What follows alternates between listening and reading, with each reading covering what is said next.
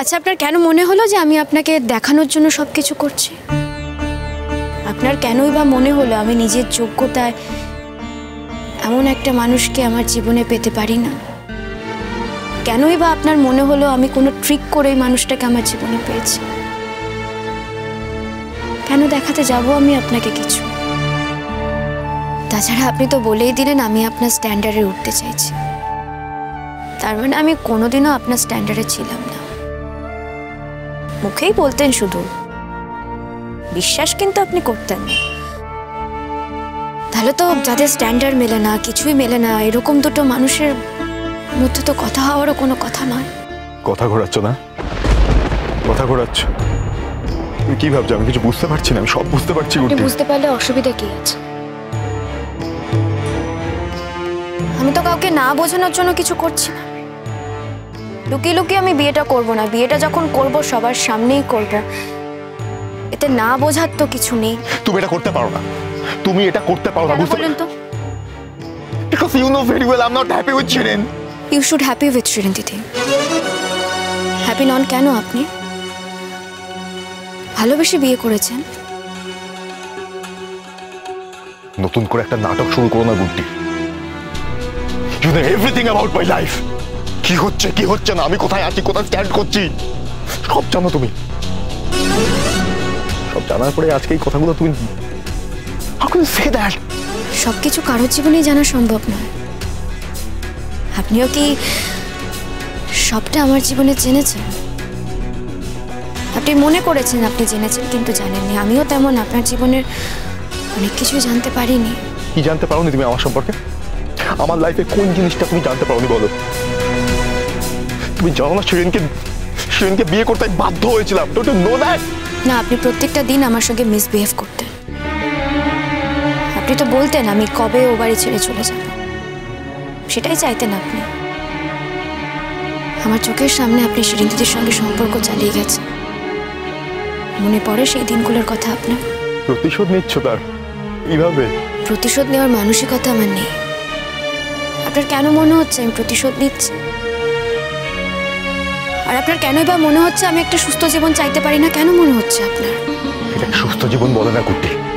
সুস্থ জীবন সম্পর্কে কি বোঝো তুমি? কি ধ্যান ধারণা আছে তোমার? আমার নাই থাকতে পারে, কিন্তু তার মানে এটাও নয় যে আপনি আমাকে ধ্যান ধারণা দিলে আমি সেটা নিয়ে নেবো। আপনি প্লিজ এখান থেকে চলে যান, বাড়ি যান। বুঝতে পারছি। আমি এখন তোমার চোখের বালি হয়ে গেছি। তো আমাকে সহ্য করতে পারছো না? আমাকে দেখতে একদম ভালো লাগছে না? আপনি ভুল করছেন। এটা আমার কলেজ, দেখুন চারপাশের স্টুডেন্টরা সব আমাদের নিয়ে হাসাহাসি করছে, সমালোচনা করছে। ওরা তো সবাই জানে আমাদের সম্পর্কটা ঠিক কি ছিল। যদিও আই জাস্ট ডোন্ট কেয়ার, যে যা ইচ্ছে তাই বলতেই পারে, কিন্তু এটাও তো ঠিক যে জানে আমাদের সম্পর্কটা ঠিক কি ছিল। সবকিছু শেষ হয়ে যাওয়ার পর শেষ হয়নি, কিছু শেষ হয়নি গুড্ডি। আপনার দিক থেকে শেষ হয়নি, কিন্তু আমার দিক থেকে সবটা শেষ হয়ে গেছে। আমি বিশ্বাস করি না। আমি এটা বিশ্বাসই করি না। হতে পারে না। যদি তাই হতো তাহলে তুমি কেন আমার জন্য লড়াই করলে? কেন আমার জন্য জীবনের ঝুঁকি নিয়ে, নিজের জীবনের ঝুঁকি নিয়ে তুমি কেন করলে এগুলো? করা তো কোনো দরকার ছিল না।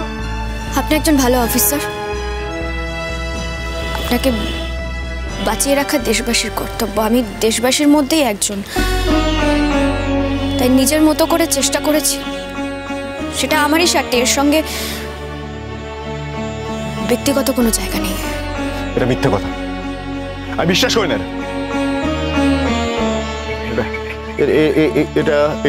এটা মিথ্যে কথা। দেখুন, বিশ্বাস অবিশ্বাস করাটা সেটা আপনার ব্যাপার।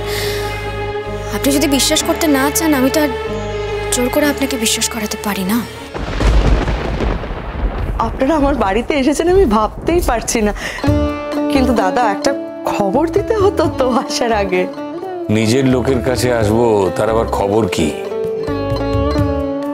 মনটা জুড়িয়ে গেল এটা শুনে, যে আমাদেরকে আপনারা আপন ভাবেন, নিজের লোক ভাবেন। খুব ভালো লাগলো, আর খুব অহংকারও হলো। কিন্তু থ্যাংক ইউ, আপনারা আমার প্রস্তাবটা ভেবে দেখেছেন। আসলে কি জানেন তো, আমার এই পাগল ছেলেটা কোনোদিন মুখ ফুটে আমার কাছে কিচ্ছু যায়নি। এই প্রথমবার ওকে দেখলাম জীবনে, যে একটা মেয়ের জন্য ও নিজেকে বদলেছে। ও আমাকে বলেছে ওই বাড়িতে যেতে, ওই আপনাদের সঙ্গে কথা বলতে, তাই আসলে আমিও এত তৎপর হয়ে পড়েছিলাম। আপনারা যেখানে এসেছেন, আমার প্রস্তাবটা আপনারা বিবেচনা করে দেখেছেন, আমার ধন্যবাদ জানানোর ভাষা নেই। শুধুমাত্র ছেলের বিয়ের জন্য নয়, আপনাদের সঙ্গে আমাদের সম্পর্কটা খুবই আন্তরিক। ওর বাবার কথা কিছু বললেন না তো আগের দিন? সেদিনও কিছু জানা হয়নি কেন? সেই জন্য কি আপনারা বিয়েটা ক্যান্সেল করে দেবেন? সে কি কথা? আমরা ওই ছেলের বাবার সম্পর্কে একটু জানতে চাই। মানে জানা হয়নি তো, আসলে কথা ওঠেনি তো। ওর বাবার কোনো ছবি দেখছি না ঘরে, ছবি রাখিনি। আপনারা কি মানে একসাথে থাকেন না? আপনাদের কি ছাড়াছাড়ি হয়ে গেছে? কিন্তু আপনি তো শাঁখা সিঁদুর সবই। ছাড়াছাড়ি হয়নি তো, ছাড়াছাড়ি হয়নি। উনি ছেড়ে চলে গেছেন, আমার দিক থেকে ছাড়াছাড়ি হয়নি।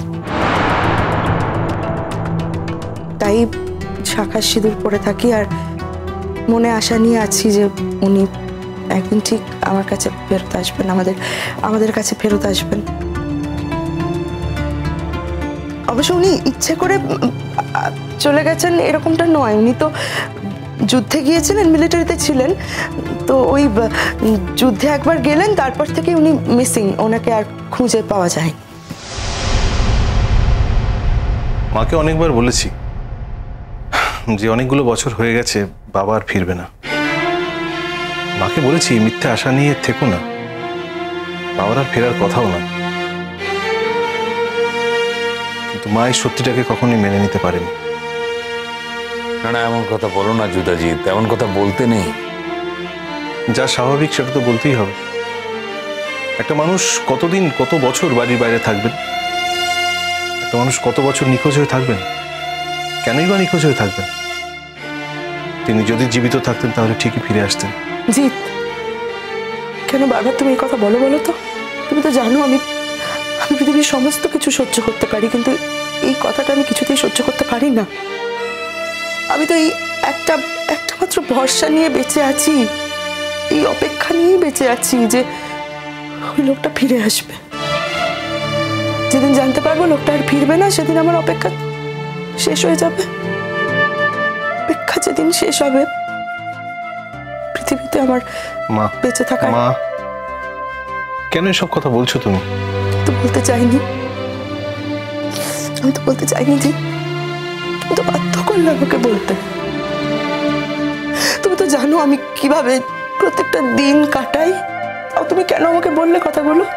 তুমি চাও আমি এগুলো ভাবি, আমি এগুলো বলি, তাহলে কেন বললে? তুমি তো জানো জিৎ যে আমি গোটা জীবনটাই একটা অপেক্ষা নিয়ে, একটা ভরসা নিয়ে, একটা আশা নিয়ে, একটা স্বপ্ন নিয়ে বেঁচে আছি।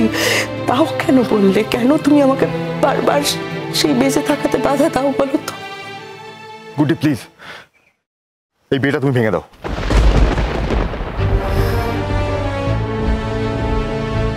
কি হলো? সেটা সম্ভব না। আমি কথা দিয়ে ফেলেছি স্যার। আরে কদিন চেনো তুমি ওদের? এই কথার কি দাম আছে? তুমি জানো ওরা কে? কে? ওরা আমাদের আত্মীয়। তাহলে তো ভালোই, আপনাদের ছত্রছায়ায় থাকতে পারবো আমি। আপনার আত্মীয় সম্বন্ধে আপনি এতগুলো খারাপ কথা বলছেন কি করে? এতটুকু রেসপেক্ট নেই আপনার? Shut up! আমার আত্মীয় বলে যে তার সম্পর্কে আমাকে ভালো ভালো কথা বলতে হবে, তোমাকে ভালো ভালো কথা বলতে হবে, তার কোনো মানে নেই।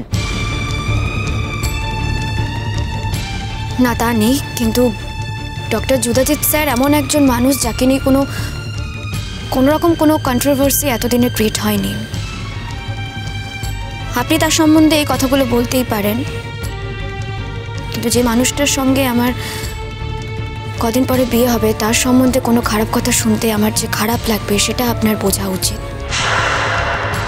আর আপনিও তো স্যার জীবনের ঋণী সেই মানুষটার কাছে, তার সম্বন্ধে এতগুলো খারাপ কথা আপনি বলেন কি করে?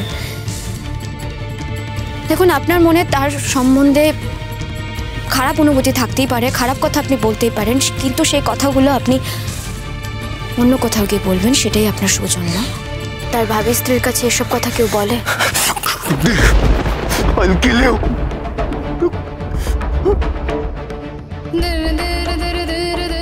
আমার অপরাধ।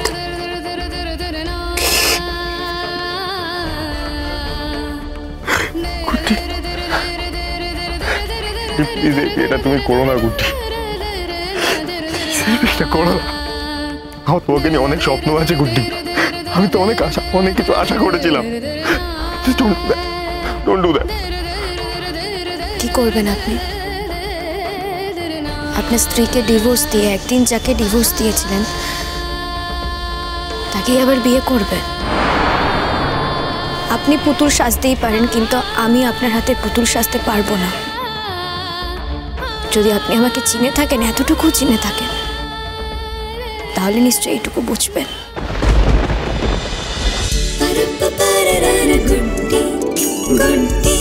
চলো চলো চলো চলো চলো পাল্টাই।